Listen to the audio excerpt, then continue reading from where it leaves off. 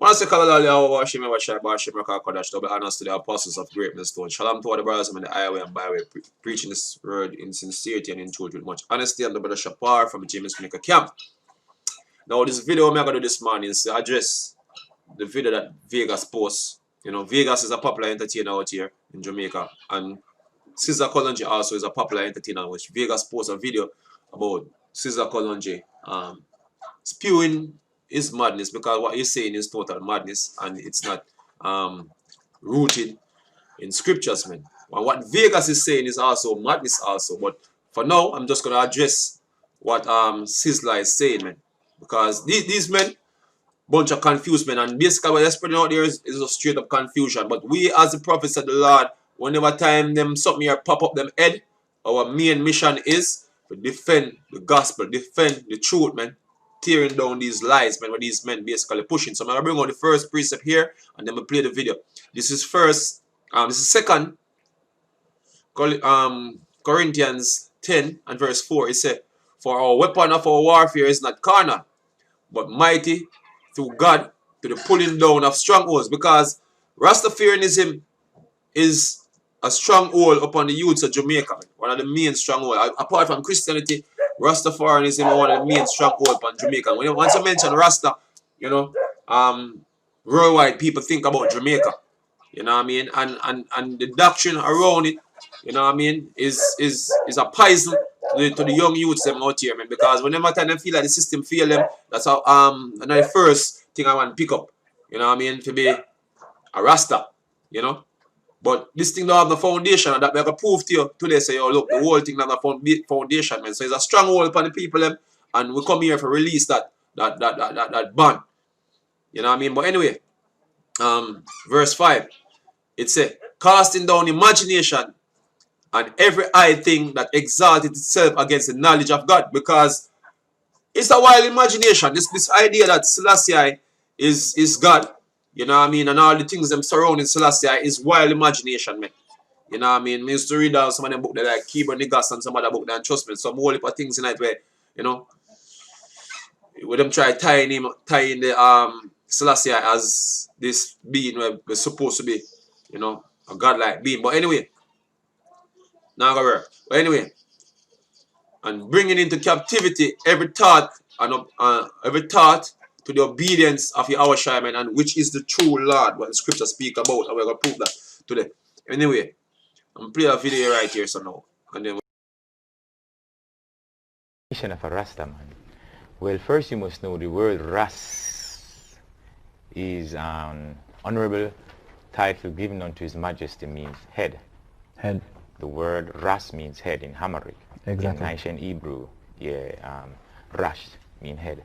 Now, Tafari is the birth name given unto His Majesty. His birth name was Tafari Makonnen, and his father was a governor for Harar, and he followed in the line, and they gave him the title Ras. Okay. He had the title the Jazz Match, he had the title Ras, and he had the title Lidge. So you have Lidge Tafari as a child, the Jazz Match Tafari, Garden of the Gate, then you have Rastafari. So the word Ras is a title given unto the youth Tafari in his adult sense coming up doing the work. So hence you have Rastafari. The word Rastafari means creator. So when you have Ras Tafari, you have head creator, and it just blends in Rastafari. which is basically total garbage, man. You know what I mean? Because at the end of the day, you know what I mean, there's no head creator in the Ethiopian royal lineage, man. That's total madness. Now what Sizzla is trying to do here is basically tying Hebrew lineage or the Hebrew culture also with Ethiopian culture. With Ethiopian and the Hebrew people are two separate people. Now the Rasta man would like to say, oh look, for some reason Selassie was descended from the lineage of Solomon, which basically there's no evidence in the Bible or anywhere else to prove that, man. It's just a claim. It's an outlandish claim, man. You know what I mean? And the claim basically have so many holes in it. You know what I mean? They can't carry water. See, now that's why I'm going to show you the holes them in the claim. Now, the claim basically, it's stemming from the fact that Queen of Sheba basically visit Solomon. You know what I mean? And for some reason, they come up with the thesis that, look, Solomon get her pregnant. But there is no evidence of such, man. It's not in the scriptures. You know what I mean? So I don't know where them get this thing from. You know what I mean? And this supposedly happened for thousands of years ago. So what is the evidence of this? But anyway, them say should bear children for him. Alright. So for instance then, okay, should bear children for him. In the case of Selassie, how would Selassie be of the lineage of Solomon when Hebrew customs basically the lineage of a man is pertaining to his father's man? When Selassie basically inherit the throne, the royal throne of Ethiopia, seeing through his grandmother. How this work out, man? Because this is not in line with Hebrew custom. Asian custom and dealing with knowledge, because genealogy does not go according to the maternal lineage back in the Asian world, man. You know what I mean? The so-called white man science come up with that madness, man. See? So according to how the Hebrew determine their lineage is by the also. There is nowhere in the Bible you see a lineage go according to a man's mother, man. Nowhere in the Bible, man. You know? Let me get this right here, so for you. See? Let's read some excerpt from early life, the biography right here. So it's a Haile Selassie, royal lineage through his father's mother. Look what I'm going to say now. He said through his father's mother. You know what I mean? See? So right here we have a problem. We have a problem right here. Yeah? So he's not even the direct lineage of the royal family, because him coming through his mother. You know what I mean? Let me continue. Here, let's get another excerpt here. It says Haile Selassie was thus able to ascend to the imperial throne through his paternal grandmother Waziro. See? So Waziro was the one that is related to the royal family, according to the Solomonic lineage, which basically we don't believe that is an outlandish claim. But even if it was so, she is the one that him descend from. Eh? Which basically is not in line with Hebrew culture, man. So you go wrong already, Sizzla. But anyway, you say, who was an aunt of the Emperor Menelik. Yeah, boy. I don't know. You say, and daughter of the Solomonic Amara, king of Shiwa. You know what I mean? So therefore, you get lineage out of a woman, man. You gonna do that? You know what I mean?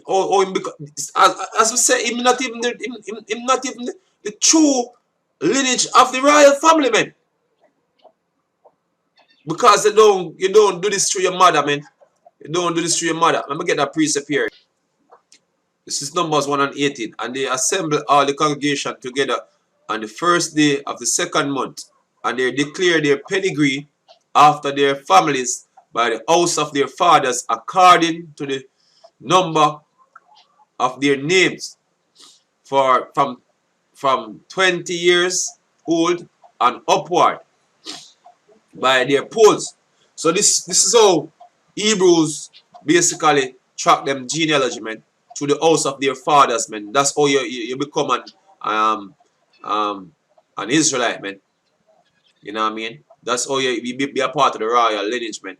And Selassie, unfortunately, is not after the house of Solomon's fathers, man. So it not gonna work. It can't work. You know what I mean? You see me? So either way, it can't work, man. You know what I mean? See, so Rastas make the them baseless claim. One of the scriptures where basically them try to use in order to push across that point is Psalms 87. You know what I mean? Which basically have nothing to do with what they are saying. So I'm gonna read Psalms 87 and basically bring it out the right way because some comprehension problem might take place with this text here. So anyway, this is Psalms 87 and 2. It said the Lord loveth the gates of Zion more than all the dwelling of Jacob. The subject. This is the subject matter here, man. For all who is wide of understanding, this is the subject matter here, man. It says, glorious things are speaking of thee, O city of the Almighty. What is the city? Zion. See? Of the dwelling of Jacob. See? Selah. Alright. I will make mention of Rahab and Babylon to them that know me.